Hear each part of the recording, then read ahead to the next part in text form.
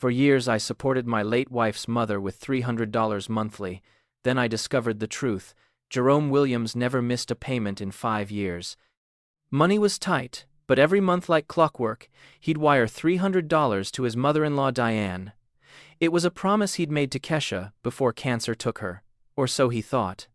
Strange activity in the account made Jerome dig deeper, and what he uncovered shattered everything he believed about his wife's passing and his duty to her mother. Those monthly payments weren't helping a widow cope with grief. They were fueling a sinister scheme that had robbed him of years and drained thousands from his wallet. Jerome now stood at a crossroads that could alter his life forever. Before we get into this wild story, hit that subscribe button so you never miss what happens next.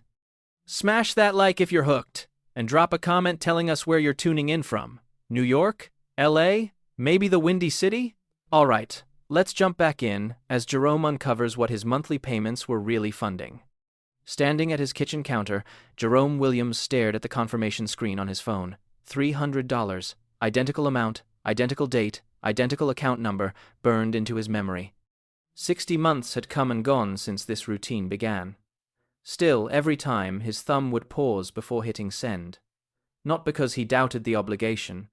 Kesha had extracted that promise on her deathbed, and you don't break a vow like that. But each transfer felt like tearing open a wound that refused to heal properly. His phone chirped. Another overdue notice. The power company this time, warning him they'd shut off service unless he paid $167 by Friday. Jerome scrolled through his banking app, watching his balance hover dangerously near empty. Between rent, food, supplies for his daughter Zara's school, and Diane's support check, emergencies weren't in the budget. His electrician's paycheck was solid enough. Raising an 8-year-old solo in Chicago, though? Every cent had its assignment. Every cent except those $300 that vanished into Diane Jefferson's account month after month. Dad, pizza tonight. Zara burst into the kitchen, backpack bouncing on her tiny frame. That smile was all Kesha. Radiant, contagious, powerful enough to make him forget his worries. Tonight, though, even his little girl's happiness couldn't lift the heaviness in his chest. Jerome dropped to her eye level, running his hand over her braids. How about grilled cheese instead? Got that good bread you're always asking for. Disappointment flickered across her face, but she recovered with that incredible resilience kids have. She'd learned to stop requesting things beyond their reach, which broke his heart worse than any bill. His phone vibrated in his hand. Text from Diane Jefferson. We should talk about the payment setup. Ring me tonight. Jerome's brow furrowed. 5 years, and she'd never wanted to discuss details. She took the money without comment, never checked on Zara, never acknowledged what these payments cost him. The handful of times they'd spoken, her voice carried the same resentful tone it had since Kesha got sick. Like Jerome bore responsibility for her daughter's death somehow, like his grief counted for nothing because he survived while Kesha didn't. He pocketed the device and settled in to help Zara with assignments, but his thoughts kept circling that message. Something felt off. Wrong, perhaps. Diane had always demanded direct deposit. Said it worked better with her tight budget. She'd scribbled the account details on paper at Kesha's funeral, hands trembling with what he'd assumed was sorrow. Now he questioned whether it had been something entirely different. That signature on the paper, had it actually been Diane's writing? Jerome realized with uncomfortable awareness that he'd never questioned it, never double-checked, never requested bank records, or wondered why someone on Social Security needed precisely $300 monthly, not $1 more or less. After tucking Zara in that night, Jerome found himself at his closet, eyeing the small container of Kesha's possessions Diane had handed him following the service. He'd barely opened it since then, too wounded to handle physical reminders of his loss. Tonight, though, something pulled him to remove the lid. Her wedding band, a handful of missed photos, her hospital ID bracelet, and buried at the bottom, a business card from the funeral home bearing Diane's signature on the reverse. A note regarding the cremation paperwork. The handwriting bore no resemblance to the account information she'd provided. None whatsoever. Jerome set the container down gently, his electrician's hands stable despite the tremor in his core. 5 years of honoring what he believed was Kesha's dying wish. 5 years of supporting the woman who'd brought his wife into the world. But examining those two drastically different handwriting samples, an icy understanding seeped into his bones. What if his entire belief system around duty and keeping promises rested on something false? What if Diane Jefferson had been deceiving him from day one? The transfer confirmation glowed on his nightstand, and for the first time since Kesha's passing, Jerome Williams questioned whether he'd been wiring money to the wrong destination all along. Morning brought an unexpected guest. Troy Henderson showed up at Jerome's door at 7:30, carrying 2 coffees and wearing obvious concern on his weathered features. Troy had been Jerome's best friend since their high school days, currently handling customer service at First National Bank. Showing up this early meant serious business. Jerome gratefully accepted the coffee, noting Troy's usual relaxed grin was absent. They positioned themselves on the front steps, watching Zara board her school bus before Troy broke his silence. "I've got to share something about that account you've been funding." Troy's tone carried the weight of someone who'd wrestled with conscience all night. "Pulled up the transaction log after you mentioned Diane Jefferson. That account shows activity way beyond what you'd expect from a senior on fixed income. Big deposits, constant transfers, patterns that don't fit someone just covering expenses." Troy passed him a folded document. "These show the transaction timestamps. Privacy regulations prevent details, but the patterns are all wrong." Jerome unfolded the paper, his detail-oriented eye immediately spotting the irregularities. Deposits of $800, $1,200, sometimes $2,000 appeared weekly. His $300 looked insignificant compared, but what made his gut clench was the timing. Every deposit he made got transferred elsewhere within 24 hours to an unfamiliar account. This wasn't money covering daily needs. This was money being shuffled, cleaned through Diane's account like water through plumbing. "There's additional information. The registered address doesn't match what you gave me for Diane Jefferson. The account holder's address shows Riverside Apartments on Oak Street, Unit 214. Troy's voice dropped. "Not a senior residence. One of those short-term rental buildings, the type people use when they're hiding. And the account activity spikes right when your monthly payment arrives, like someone's waiting for it and knows exactly how to move it the second it lands." Jerome felt something cold settle in his chest. 5 years of faithful transfers, and he'd never confirmed the destination. Never visited Diane at her supposed new place. Never questioned why someone who'd barely tolerated him during Kesha's illness suddenly required exactly $300 every month. When Kesha lived, Diane had been self-sufficient, too proud to accept assistance. The woman who'd refused their help with groceries now depended on his support. Nothing added up, but grief makes nonsense seem sensible. "I attempted calling the number you provided," Jerome admitted, pulling out his device. Straight to voicemail repeatedly. Generic recording, no identification. Troy examined the number, then retrieved his own phone. After searching, he looked up with grim information.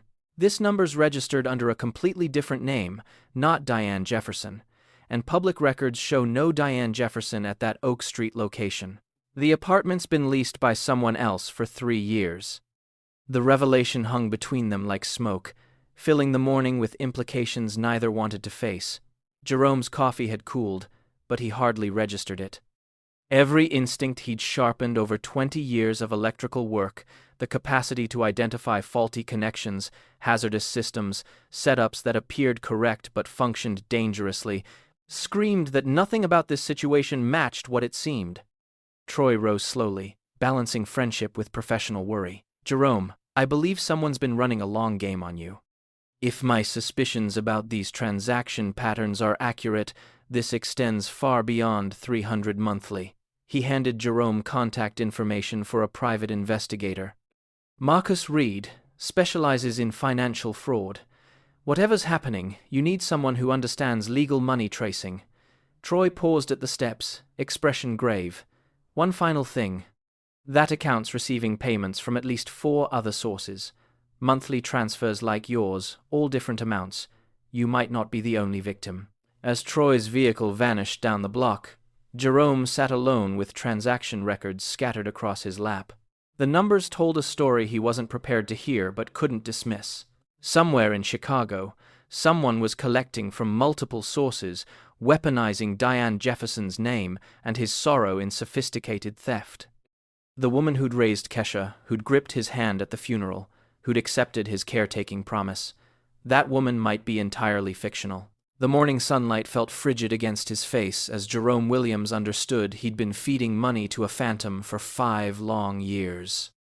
Jerome spent the weekend grappling with Troy's discoveries, but Monday morning found him stationed across from Riverside Apartments with renewed determination. 5 years of struggling to fulfill what might be a fabricated promise had fundamentally changed him. He wasn't here for confrontation. He was here to witness firsthand what $300 monthly had been supporting. The complex sat wedged between a laundromat and a check-cashing store.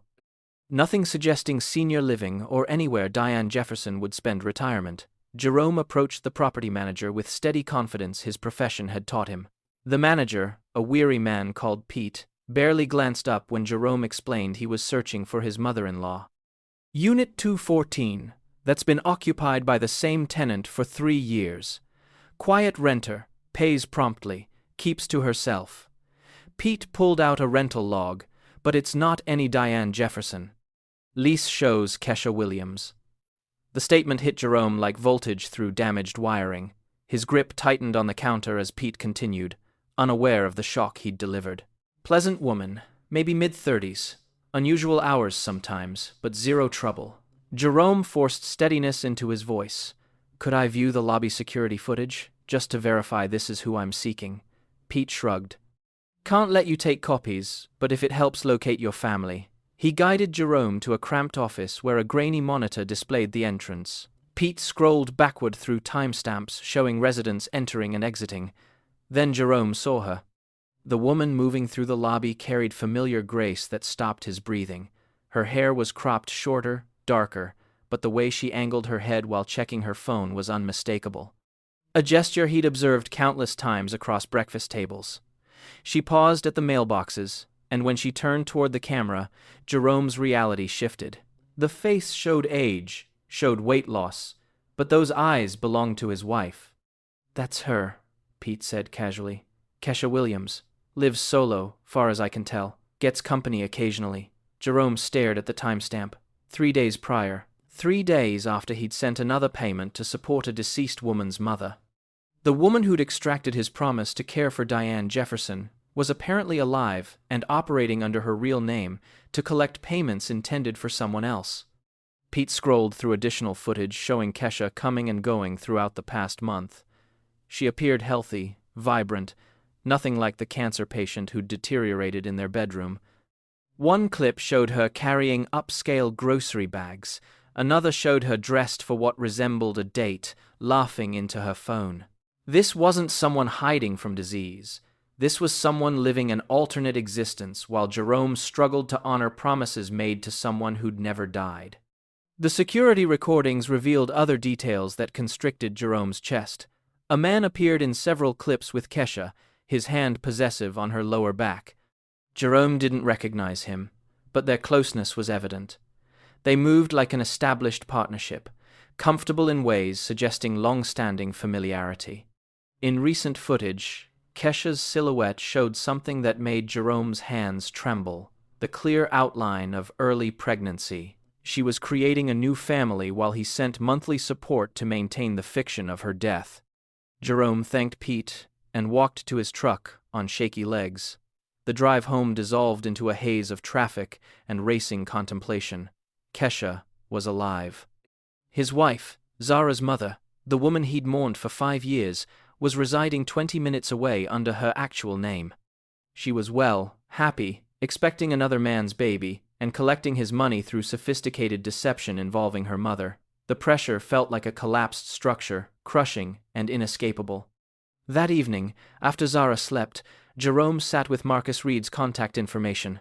The private investigator answered immediately. I need to hire you, Jerome said without introduction. My wife fabricated her death 5 years ago, and I've been funding her lie ever since. Marcus listened. As Jerome explained the footage, the lease, the monthly transfers that kept him struggling while Kesha constructed a new reality. This happens more frequently than you'd imagine. Marcus finally responded.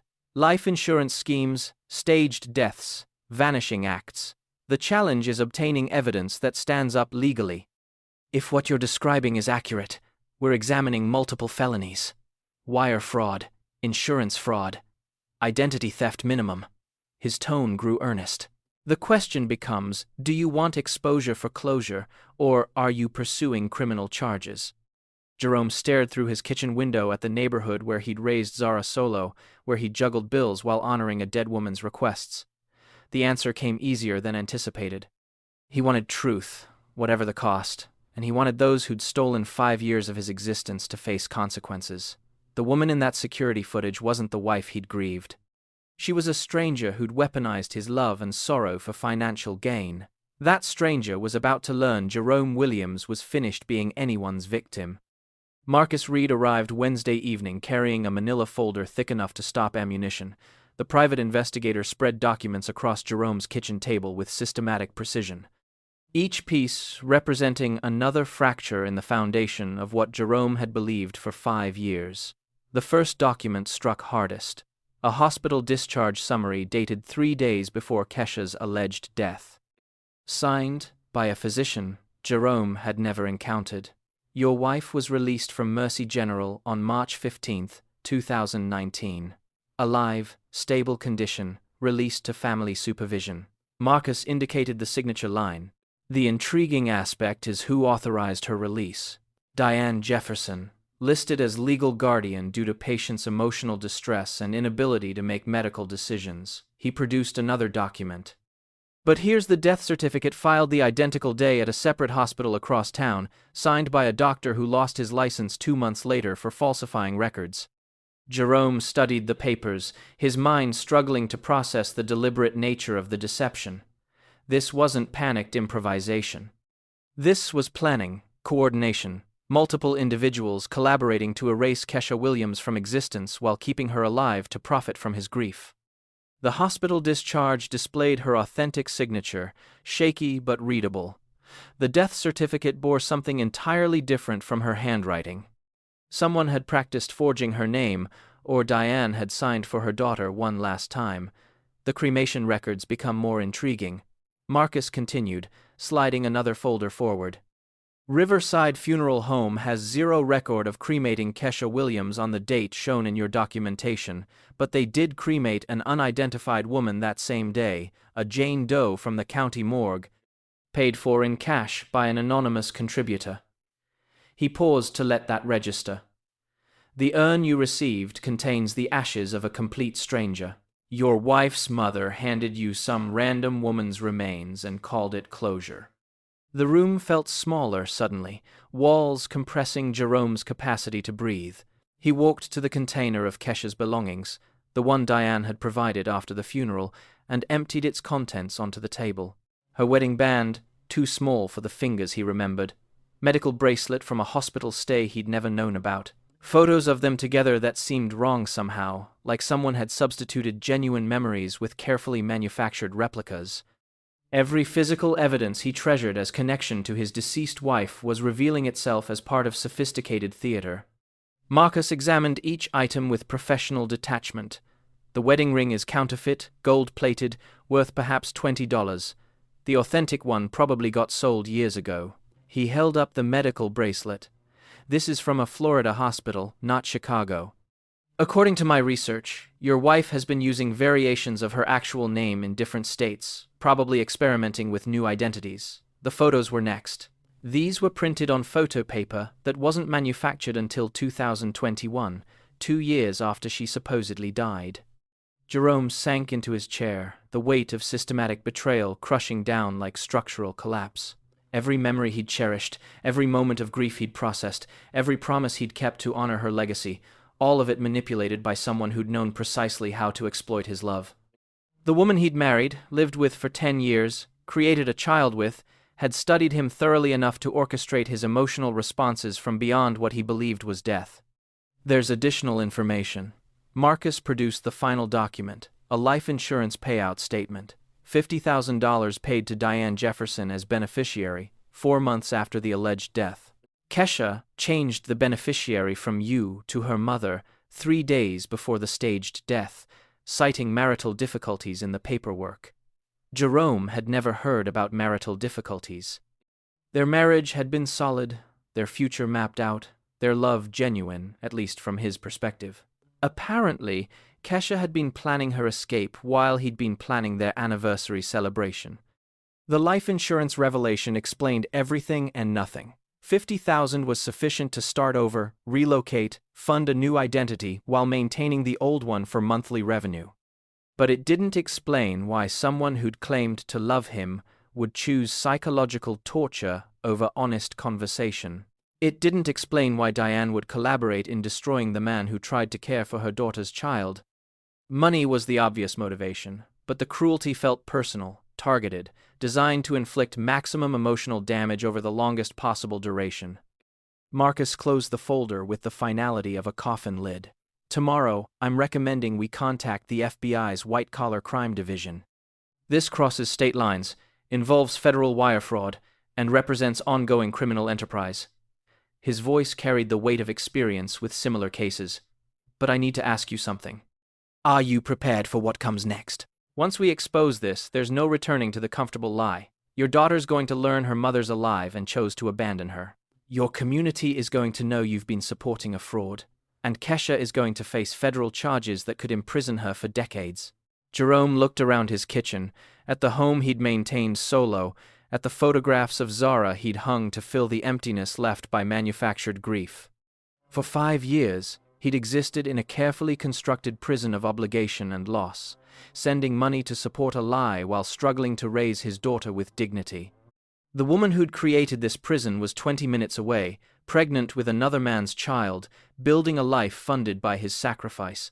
The choice Marcus was offering wasn't really a choice at all. It was an opportunity to reclaim reality, whatever the cost. Schedule the meeting, Jerome said, his voice steady for the first time in years.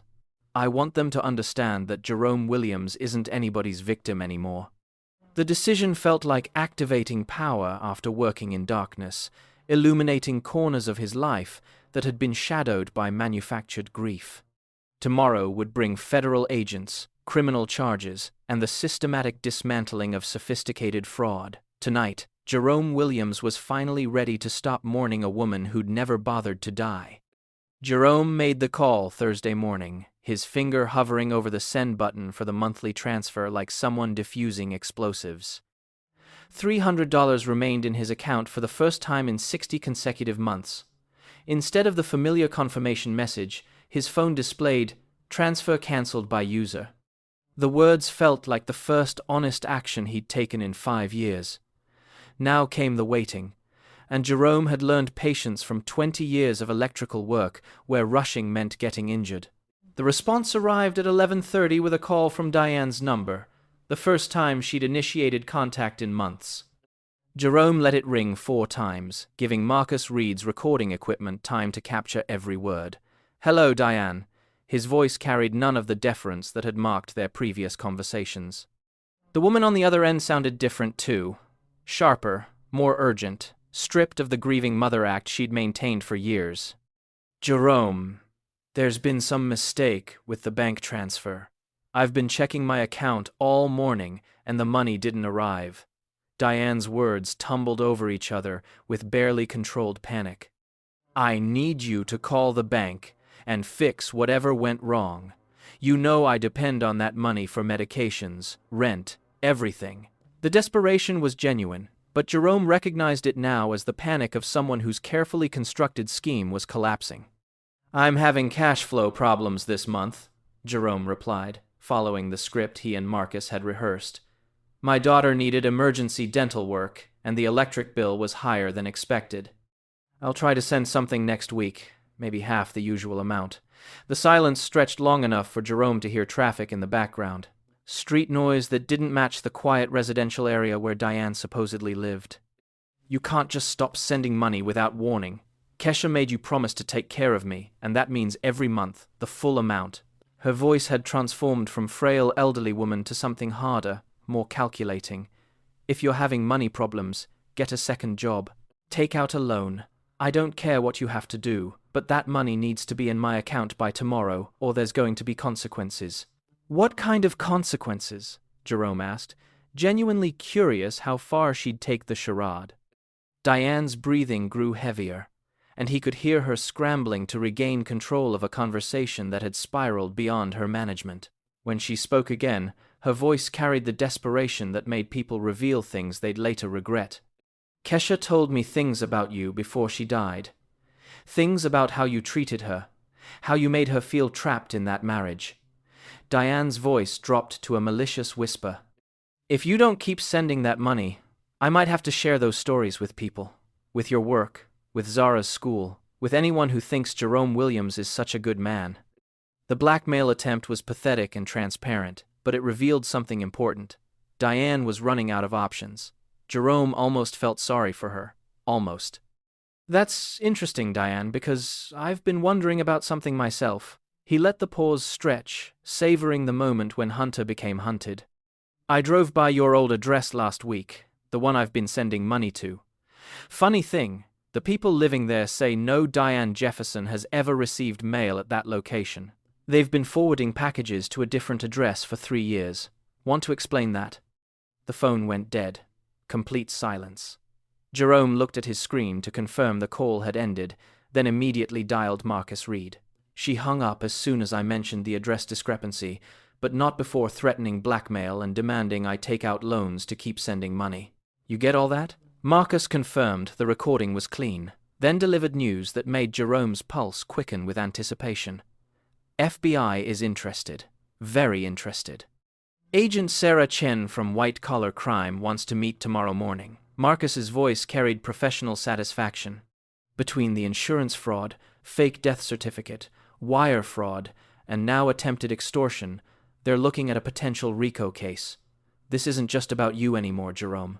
They think your wife and her mother are part of a larger operation targeting grieving spouses. The scope was expanding beyond Jerome's personal betrayal into something threatening other families, other widowers struggling to honor promises made to people who would weaponize their love. That afternoon, Jerome picked up Zara from school and took her for ice cream, something they couldn't afford, but he suddenly felt compelled to do. She chattered about her day, her friends, her upcoming art project, blissfully unaware that her world was about to change in ways he couldn't yet explain. Looking at her face, so much like Kesha's but innocent of the calculation that had marked her mother's final years, Jerome felt the weight of his choice. Zara would learn the truth eventually, but for now she could finish her strawberry cone in peace. His phone buzzed with another call from Diane's number, but Jerome let it go to voicemail. Then another call, then a text. We need to talk. Meet me tomorrow at noon, Lincoln Park by the lake. Come alone. The desperation was palpable, but so was something else, a tone suggesting Diane was ready to play cards she'd been holding in reserve. Jerome forwarded the message to Marcus, then typed his response. I'll be there. Tomorrow would bring federal agents, recorded conversations, and the beginning of the end for a fraud that had stolen 5 years of his life. But tonight, Jerome Williams sat in his kitchen with his daughter, feeling genuinely hopeful about the future for the first time since he believed his wife had died. The trap was set, and he was no longer the prey. Lincoln Park stretched along Lake Michigan like a green ribbon, its walking paths dotted with joggers enjoying the crisp Friday afternoon. Jerome arrived early, positioning himself on a bench with clear sight lines while Marcus Reed's surveillance team blended into the urban landscape. The wire taped to his chest felt no heavier than electrical equipment he carried daily, but the weight of what was about to unfold pressed against his ribs like a held breath. 5 years of lies were about to collapse, and Jerome intended to control the demolition. Diane Jefferson appeared at exactly noon, walking with the brisk pace of someone 20 years younger than her supposed age. Gone was the frail elderly woman from Kesha's funeral, replaced by someone who moved with purpose and calculation. She'd traded conservative dress for dark jeans and leather jacket that suggested resources beyond what Social Security should provide. Her eyes were sharp, alert, scanning the area with wariness of someone who knew she was walking into dangerous territory. You look good, Diane, Jerome said as she approached. Younger somehow. Must be all that Florida sunshine Marcus told me about. He watched her expression shift from forced friendliness to something harder when she realized he'd been investigating. She sat with careful distance, purse clutched tight like it contained something valuable, ready to run if necessary. I don't know what you think you've discovered, Jerome, but you're playing with things you don't understand. Diane's voice carried none of the weakness he'd grown accustomed to. This was someone used to control, who'd orchestrated complex fraud through sheer will and manipulation. That money you've been sending, it's not just about me. There are other people involved. People who don't appreciate having their business disrupted by some electrician who thinks he's smarter than he actually is. Jerome felt a chill unrelated to the lake breeze. The implication was clear. This wasn't just about Diane and Kesha anymore. This was about a network that preyed on grief and turned love into profit. The recording device suddenly felt like the most important equipment he'd ever carried, capturing evidence that could protect not just him but other victims he'd never met. Tell me about the other people, Diane. Tell me how this really works. Jerome kept his voice steady, professional, like diagnosing a faulty circuit. Diane's laugh was bitter, carrying the weight of someone who'd been running cons long enough to recognize when the game was changing. She opened her purse and pulled out a cigarette. You want the truth? Fine. Your precious Kesha came to me 3 months before she supposedly died, crying about feeling trapped, wanting out, but not wanting to hurt you or lose Zara. Diane lit the cigarette with practiced ease. I told her about a friend who'd helped other women disappear from situations they couldn't handle. Clean breaks, new identities, no messy divorces or custody battles, just gone, like they never existed. At first, it was supposed to be simple. Fake the death, collect insurance, disappear forever. But then, Kesha got greedy. Said if she was going to be dead anyway, why not stay dead and collect from multiple sources? Diane's voice mixed admiration and disgust. She'd studied you for 10 years, Jerome. She knew exactly how to push your buttons, make you feel guilty enough to support her mother forever. The monthly payments were her idea, not mine. She said you'd never stop sending money as long as you believed it was what she would have wanted. Jerome's hands clenched into fists, but his voice remained level. And the other victims? How many families are you destroying with this scheme? Diane took another drag, eyes fixed on the lake as if she could see escape routes in the waves. When she spoke again, her tone carried casual indifference of someone discussing weather rather than systematic destruction of human lives. Enough to make it profitable. Grieving spouses are easy marks. They're desperate to honor promises, prove their love meant something. We've got 3 operations running in different cities, maybe 15 active income streams at any given time. She flicked ash between them. Your wife's in Florida now, pregnant with some real estate developer's baby. She sends me 20% of whatever she collects from you and 2 other men who think they're supporting their dead wives' relatives. It's a beautiful system. Really clean, sustainable, virtually impossible to trace. The confession hung in the air like smoke from an electrical fire. Toxic, but providing clarity. Jerome needed to understand the full scope. This wasn't just personal betrayal. It was organized crime, systematic exploitation of human grief with tentacles reaching into multiple states and dozens of lives. The woman beside him wasn't just his former mother-in-law. She was a criminal who turned his love for Kesha into a business model. There's just one problem with your beautiful system, Diane. Jerome stood slowly, his electrician's instincts recognizing when power needed to be cut off to prevent further damage. It's built on a foundation that can't support the weight of what you're trying to carry. He gestured subtly toward surveillance team positioned throughout the park. And sometimes when you overload a circuit, the whole thing burns down. Diane's eyes widened as she spotted federal agents emerging from concealed positions, badges glinting in afternoon sun like warning lights on a control panel. She dropped her cigarette and reached for her purse, but Jerome's hand closed over her wrist with firm grip of someone who'd spent years working with live electrical current. Don't make this harder than it needs to be, he said quietly. You've done enough damage for one lifetime. As Agent Sarah Chen approached with handcuffs ready, Jerome Williams felt something he hadn't experienced in 5 years. The solid satisfaction of a job completed correctly, with all dangerous connections finally severed. The federal courthouse in downtown Chicago buzzed with the kind of controlled chaos that marked high-profile white-collar cases.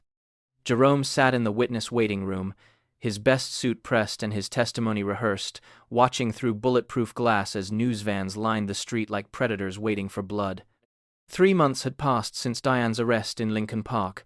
3 months of FBI investigations that had unraveled a fraud network spanning 4 states and devastating dozens of families.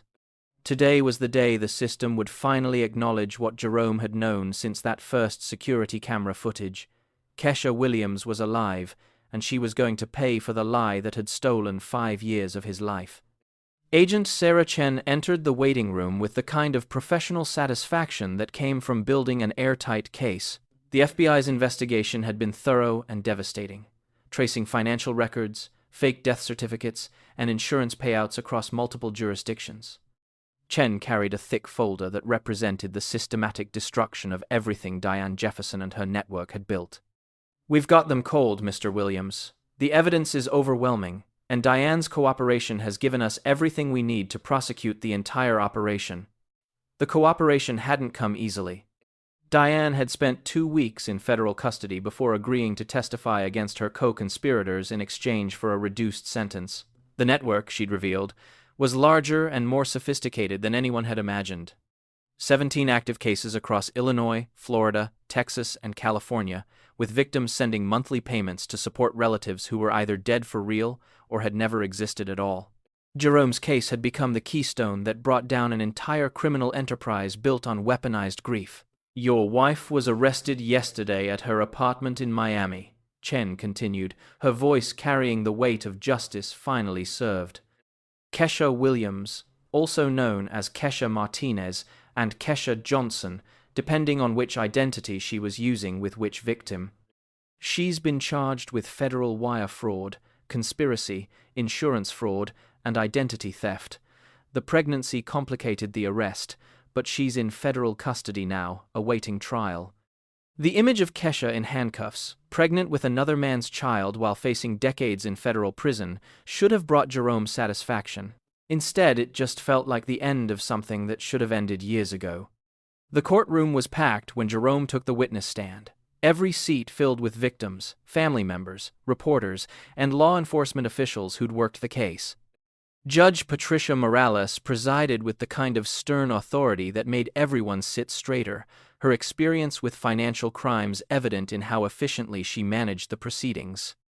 Jerome's testimony was clinical, factual, stripped of the emotional weight that had carried him through 5 years of unknowing victimization. He recounted the monthly payments, the suspicious transactions, the security footage that had revealed his wife's continued existence. Across the courtroom, Diane Jefferson sat at the defense table looking older than her 67 years, the confident woman from Lincoln Park replaced by someone who understood the weight of federal charges. She wore the orange jumpsuit of someone denied bail, her lawyer whispering urgently in her ear as Jerome described the systematic way she'd exploited his grief. When their eyes met, Jerome saw no remorse, no recognition of the damage she'd caused, just the cold calculation of someone who viewed other people's pain as a business opportunity.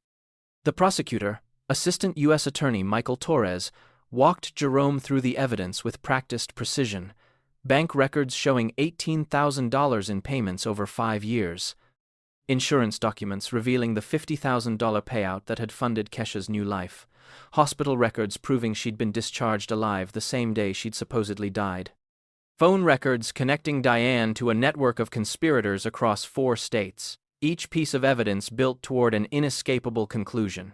Jerome Williams had been the victim of an elaborate, ongoing criminal conspiracy. "Mr. Williams," Torres asked, during direct examination, "what impact did this fraud have on your family's financial situation?" Jerome looked toward the gallery where Troy Henderson sat with Zara, his 8-year-old daughter who still believed her mother had died of cancer. The truth would come eventually, but for now she was just proud of her father for helping catch the bad people who had stolen from their family. "I struggled to pay basic bills while sending money to support what I believed was my obligation to my deceased wife's mother," Jerome testified. "I delayed necessary repairs to our home, postponed my daughter's medical care, and worked overtime constantly to meet the financial commitment I thought I owed. The $18,000 I sent over 5 years represents money that should have gone toward my child's future, toward building stability for our family. Instead, It funded a lie that kept me trapped in grief, while the woman I'd mourned built a new life with my money. Defense attorney Rebecca Walsh tried to paint Jerome as a willing participant who'd never bothered to verify where his money was going, but her cross-examination fell flat against the mountain of evidence Torres had presented.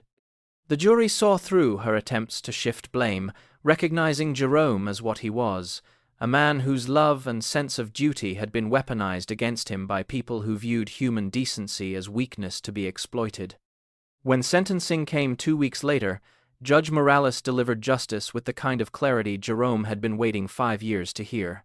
Miss Jefferson, you have participated in one of the most cruel and calculated schemes this court has encountered. You preyed upon people in their most vulnerable moments, turning their love into profit and their grief into a commodity. Diane received 15 years in federal prison, her age ensuring she'd spend most of her remaining life behind bars. Kesha's sentencing would come later, after the birth of her child and her own trial in Florida, but the charges she faced, multiple counts of wire fraud, conspiracy, and identity theft across state lines, carried a potential sentence of 30 years. The woman who'd faked her death to escape her responsibilities would spend the better part of her real life paying for that choice. Jerome felt no satisfaction in her fate, only the relief of knowing she could never again turn someone's love into their financial prison. Outside the courthouse, Jerome stood with agents Sarah Chen and Torres, watching as news crews interviewed other victims whose cases had been solved because of his decision to fight back. Families from Texas, Florida, and California had flown to Chicago to witness the end of a network that had stolen hundreds of thousands of dollars from people who trusted in the basic human obligation to care for the grieving.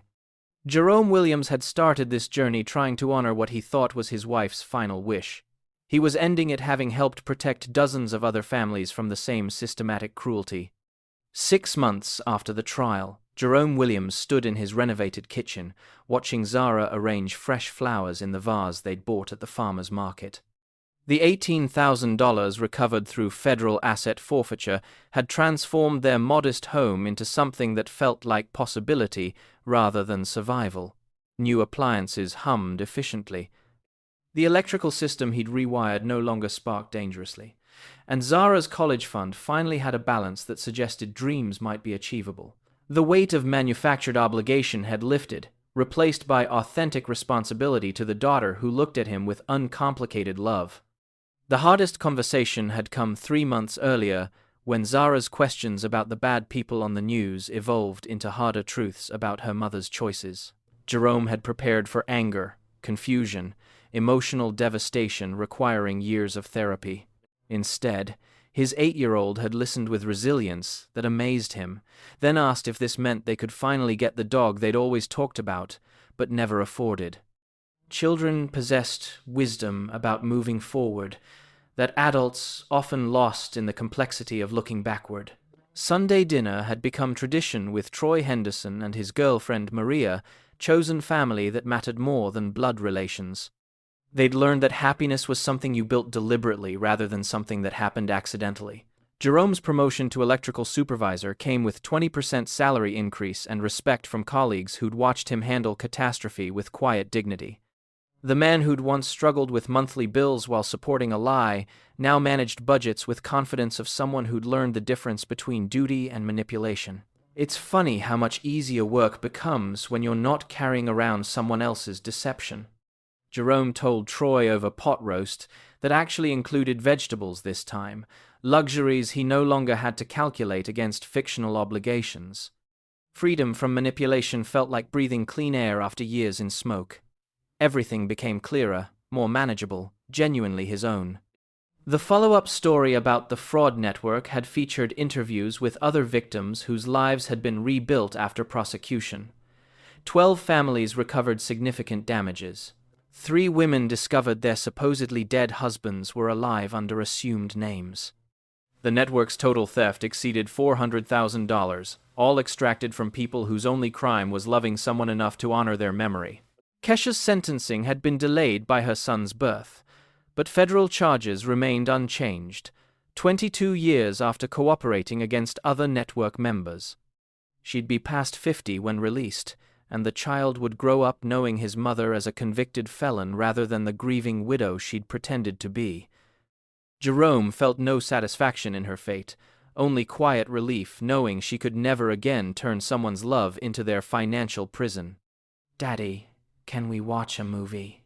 Zara bounced onto the porch with energy of a child who'd spent the day playing rather than worrying about adult complications. Her latest obsession was animated films about characters overcoming impossible obstacles through cleverness and determination, themes that resonated with Jerome's journey from victim to survivor to protector of others.